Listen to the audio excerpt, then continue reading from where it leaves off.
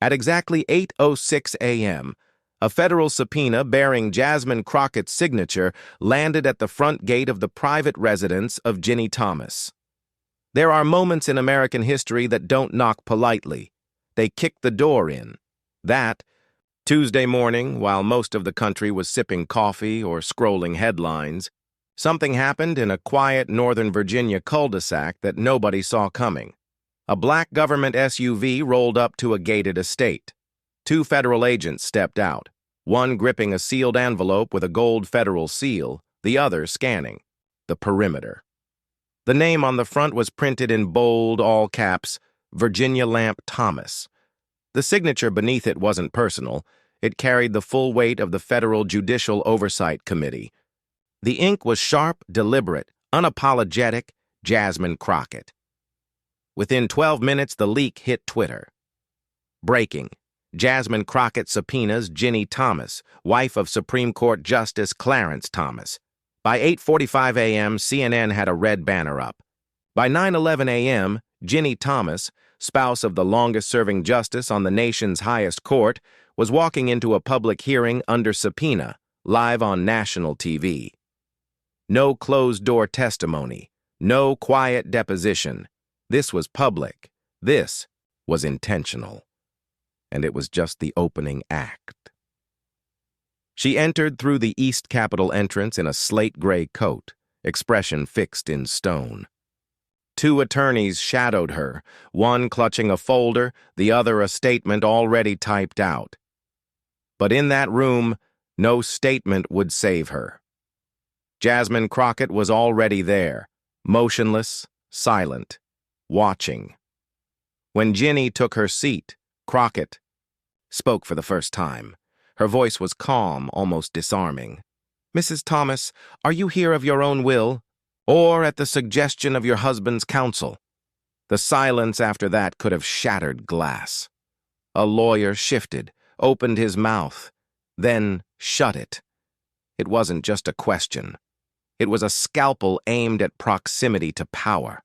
For weeks, D.C. had whispered about a sealed oversight committee investigation, irregular disclosures, shadowy meetings, missing emails. But nobody thought Crockett would take the unprecedented step of subpoenaing the wife of a Supreme Court justice. Unprecedented, bold, dangerous.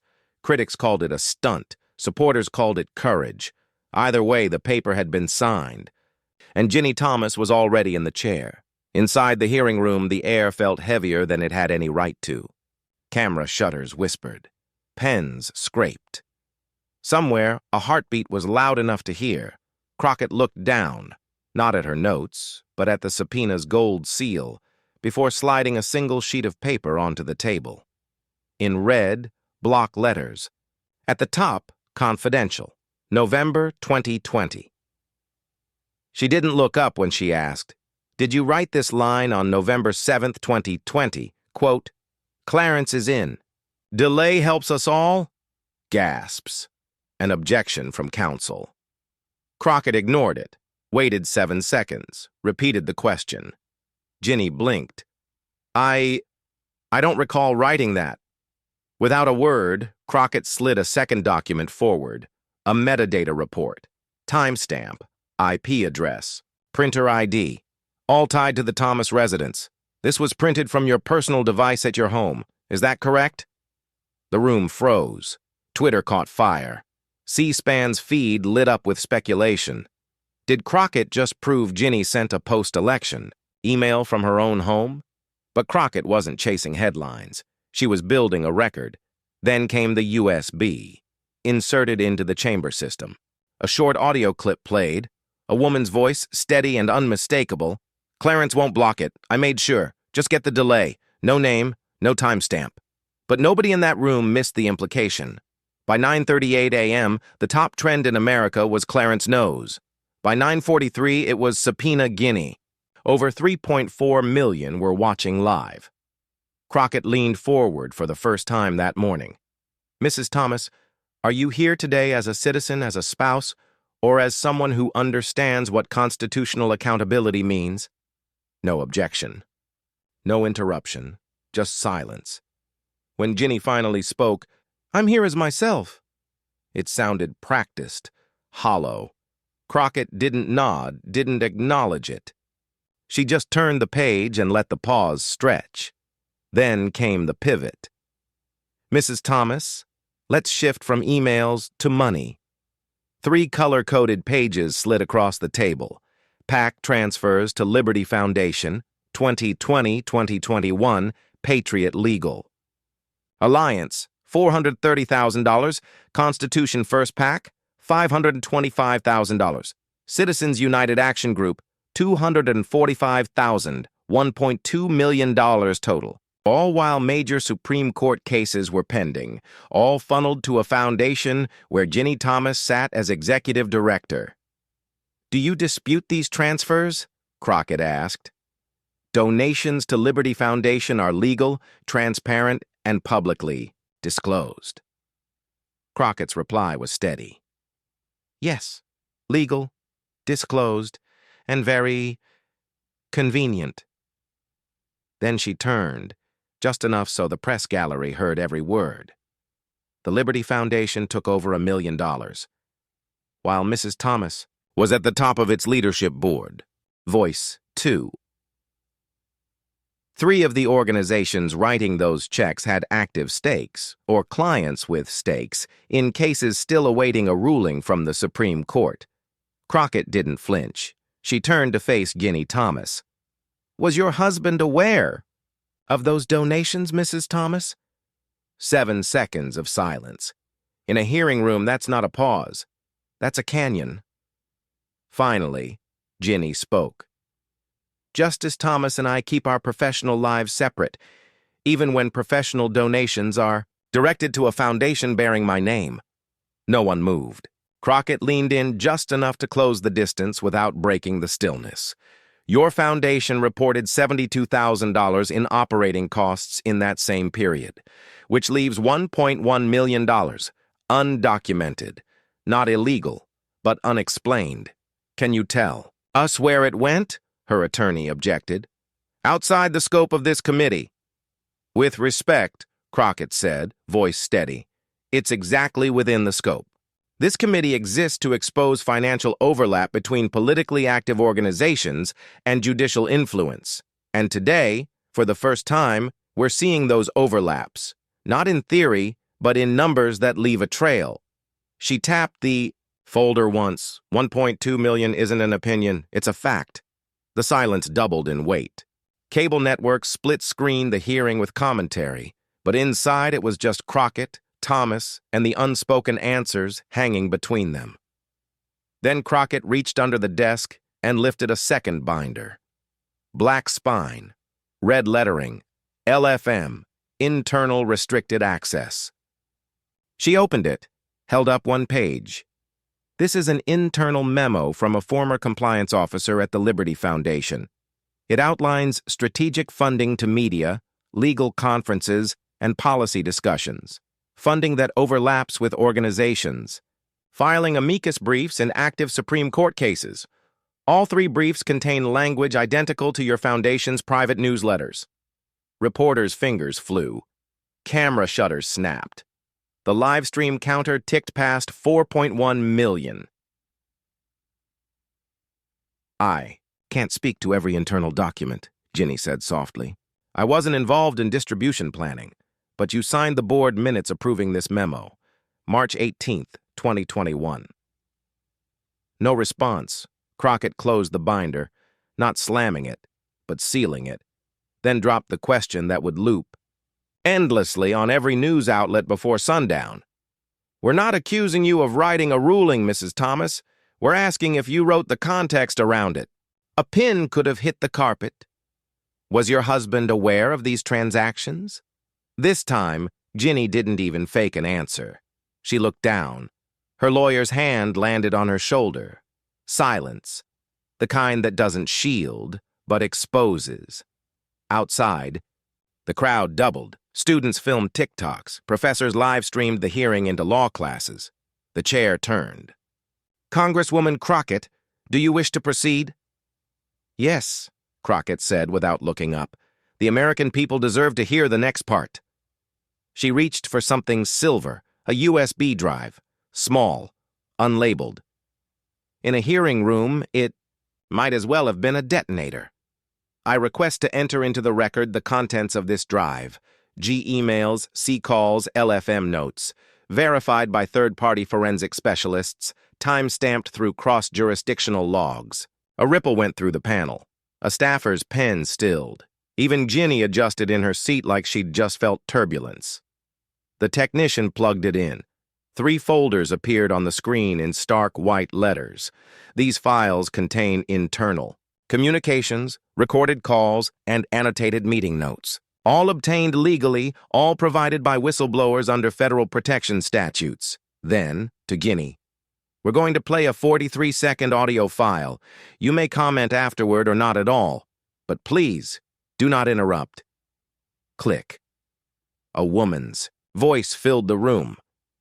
Clarence won't block it, I made sure. Just get the delay. The memo's ready for Liberty. Copy it into the draft and send to C first by midnight. No music, no commentary, just words, and the voice, recognizable to everyone present. When it ended, Crockett waited 6 beats before speaking. Mrs. Thomas, will you confirm or deny that this is your voice? Silence. A whisper from her lawyer. Still silence.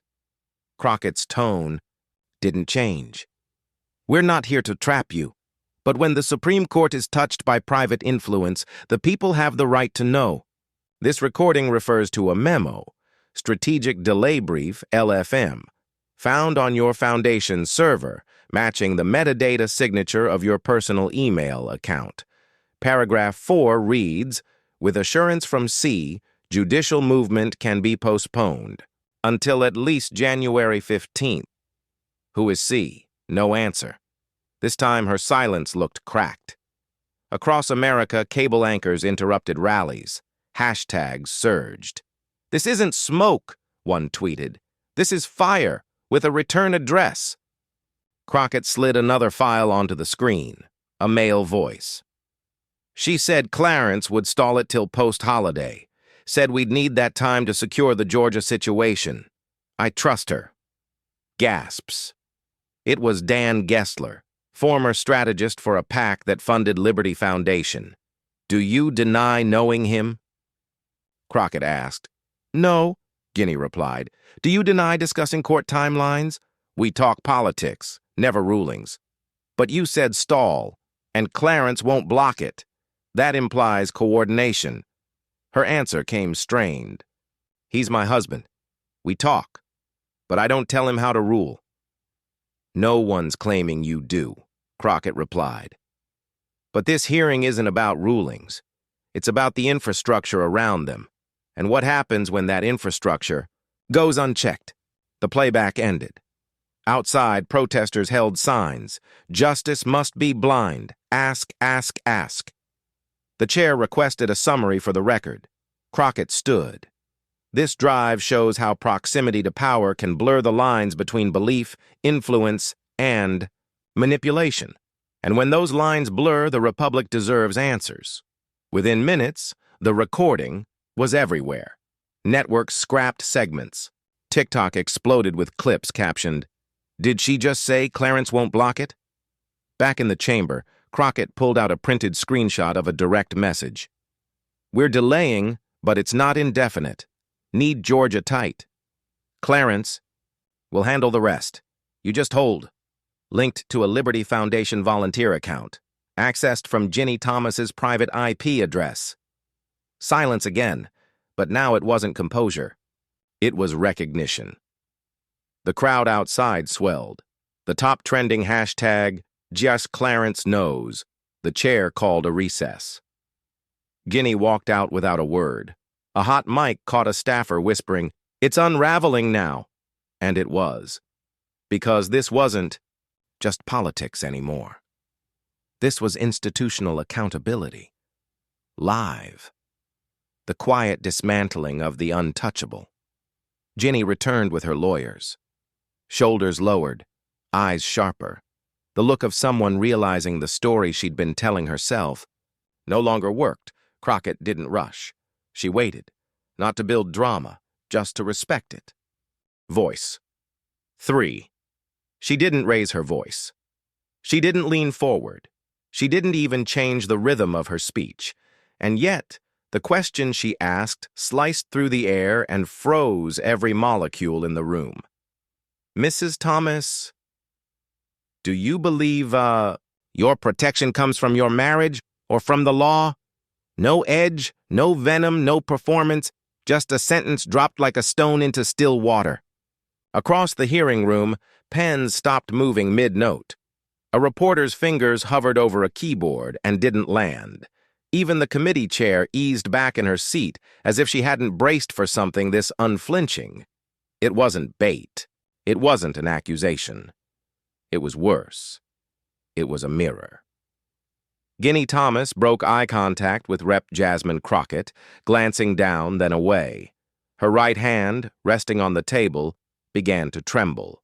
Almost imperceptibly, but enough for the cameras to catch it, enough for the country to see it. She reached for her water glass like it was an anchor, fingers gripping tighter this time. Silence stretched, long enough for everyone to feel it, not just hear it. Finally, her voice came, thin, careful, deliberate. I believe I've followed what's proper. Crockett didn't look away, didn't jot down a note, didn't even blink. She simply let the words hang for a moment, then replied, steady as stone, proper isn't always constitutional. It wasn't delivered for applause. It wasn't a rehearsed line for the evening news. But within minutes, it was everywhere. Proper isn't always constitutional. Plastered across every network chyron, trending on every social feed. One law professor called it a 6-word thesis. Another said Crockett had summed up the entire ethics crisis in one breath. Ginni didn't respond. She flattened both palms against the table and stared down. Something in the room had shifted, not in volume, but in gravity. And Crockett hadn't once raised her voice. Outside, protesters began to chant the phrase, not as a taunt, but as a truth. Proper isn't always constitutional. The words didn't just challenge a person. They challenged the way power hides, behind proximity, the way influence hides behind titles. Crockett hadn't demanded resignation. She hadn't called for punishment. She'd only asked a question. And now, the country was asking it too. From across the dais, a former federal prosecutor removed his glasses and studied Thomas like a man reviewing evidence for the last time. A freshman congresswoman, silent, until now leaned into her mic. Mrs. Thomas, were you ever briefed on the legal risks of interacting with donors while your husband presided over related cases? No heat in her voice, just fatigue, the kind that comes when trust is already gone. Ginni looked toward her counsel. No one intervened, not this time. Even they could sense the room had turned. At the back of the chamber, a gray-suited man stood, not on the roster, didn't need to be. Once a Supreme Court law clerk, now just a quiet presence, until he nodded, slow and deliberate. The kind of nod that meant confirmation, not just agreement. A retired judge whispered to a colleague, "She's right. The system isn't built to withstand this closeness." An intern behind the panel wiped her eyes. "She just said what we've been writing in footnotes for months. Outside, the chant evolved. Ask, ask, ask the question. Face the answer." Inside, the silence thickened until the committee chair closed her binder. Not because the hearing was over, but because it had become something else. This hearing was meant to examine influence, she said. But today we are witnessing the influence of a question, and the difference between what is common and what is constitutional. She turned to Crockett. "Congresswoman, do you wish to proceed?" "Yes, Madame Chair," Crockett said. "But not with documents, not with recordings. I'd like to proceed with silence, because sometimes silence from power says more than any defense ever could." The room obeyed. 10 seconds, 20, 35. No one spoke. And in that silence, America was listening. When the quiet finally broke, it wasn't with an outburst. It was with a plain envelope delivered by hand to one of Crockett's aides during a procedural break. No one saw who passed it over, but everyone felt the shift when Crockett read it, twice, then stood. This is a signed statement from a former operations assistant at Liberty Foundation. It confirms that on December 11, 2020, a meeting log included an entry labeled SCOTUS Lunch December Alito and a folder marked Pre-Arguments Materials. Gasps didn't come from the gallery. They came from the table. This wasn't just about Justice Thomas anymore, Crockett continued. It was about another robe, another name. Her voice never lifted. But the illusion of separation, between court and cause, between spouse and state, fractured. Outside, hashtags shifted. The narrative widened. It wasn't just Clarence. I don't present this to shame, Crockett told the room. I present this to protect, because no institution is too sacred for sunlight. You may not have written the decisions, Mrs. Thomas, she said, locking eyes across the table. But you wrote the margins, and we're reading them now. By then, the room no longer needed her to keep speaking. The truth had already entered, and truth doesn't leave quietly. When Crockett finally closed her binder, it was a signal. The chair thanked her for her service to the committee, but she didn't nod. She just picked up the silver USB, slipped it into her pocket, and walked, out without a word. On the steps outside, reporters waited. Crockett stood before them, coat buttoned, hands steady. Today, she said, I didn't accuse. I just asked, and the answers spoke for themselves. No slogan, no theatrics, just a sentence that landed like a quiet gavel. By nightfall, her words were on billboards in Times Square, scrolled across news tickers, whispered in law school study halls, because this wasn't just a hearing. It was a reminder, power without. Accountability is performance. Truth, when spoken with clarity, can be louder than any shout. And justice doesn't begin with punishment. It begins with courage. Jasmine Crockett had walked into a room full of attorneys, cameras, donors, and influence, and walked out having tilted the center of gravity. Not with outrage, but with integrity. Not with accusation, but with evidence. Not with ego, but with purpose. The story wasn't about one woman, one justice, or one marriage anymore. It was about a principle. No name is above the law. No marriage is a shield for misconduct. No robe is a barrier to scrutiny, because the truth, once asked for and heard, doesn't go back in the box. And as the country kept talking, the question lingered in the air, not just in the hearing room, but everywhere proximity had replaced. Principle. What else needs to be asked? Today, integrity didn't wear a robe. It walked, and it walked with Jasmine Crockett. The echo is yours now. What you do with it will decide where America goes next.